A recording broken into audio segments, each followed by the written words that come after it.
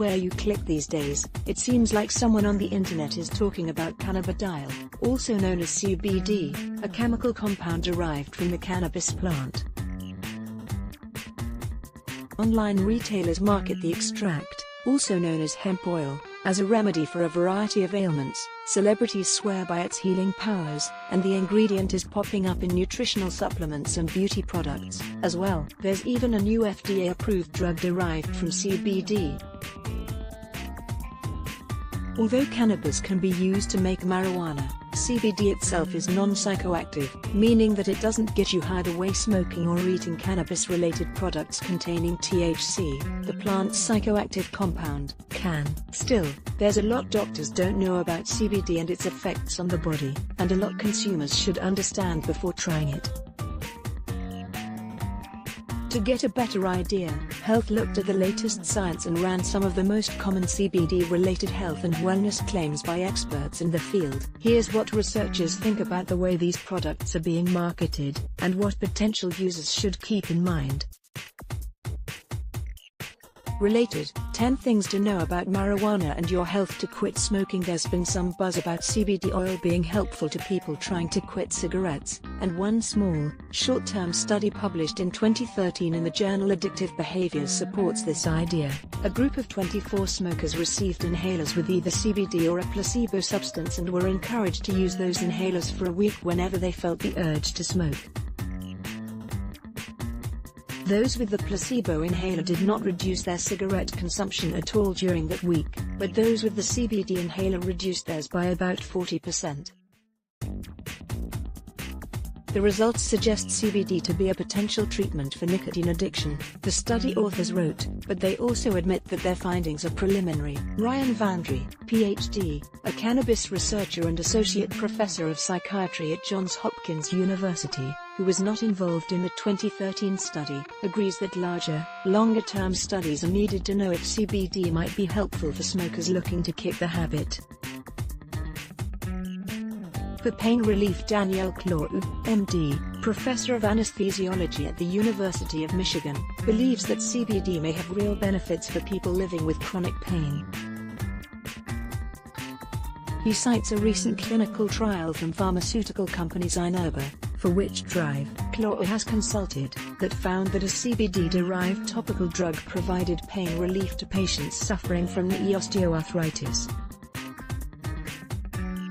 Zynerba is no longer pursuing a version of that drug for osteoarthritis, says Drive Claude, and there are currently no standard recommendations for what dosage or formulation of CBD, in either oral or topical form, might work best for pain relief. But he does want pain patients to know that CBD products may be worth a try, and that they may provide relief, even without the high that products with THC produce. I don't think we have that many good drugs for pain, and we know that CBD has fewer side effects than opioids or even non-steroidal anti-inflammatory drugs, which can cause bleeding and cardiovascular problems, he says. If I have an elderly patient with arthritis and a little bit of CBD can make their knees feel better, I'd prefer they take that than some other drugs. Related, what to know about CBD oil and chronic pain in skincare products. CBD appears to have anti-inflammatory properties, says Drive Claude, which is one reason the beauty industry has championed it as a new anti-aging ingredient in many skincare products and spa treatments. Francesca Fusco, MD, a dermatologist based in New York City, recently told Health that CBD oil is a rich source of fatty acids and other skin-healthy nutrients, and that it may improve hydration and minimize moisture loss. A few studies have also suggested that CBD oil may inhibit the growth of acne, although this hypothesis has only been tested in laboratory cell cultures, not in actual humans.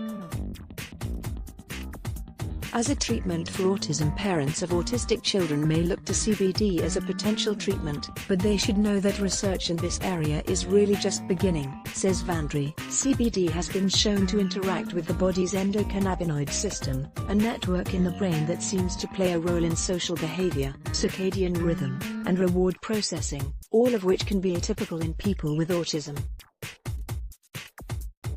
For that reason, researchers are excited about a study that's currently underway at the University of California, San Diego about CBD's potential as an autism therapy.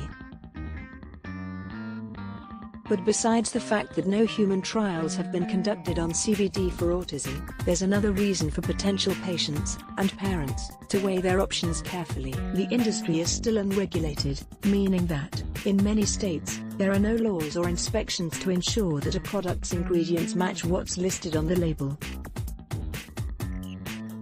Research conducted by Vandry and his colleagues has even shown that some CBD products contain significant levels of THC, which could get a child high and cause other unpleasant side effects. This is an area that exists in a gray area of legality, Vandry says.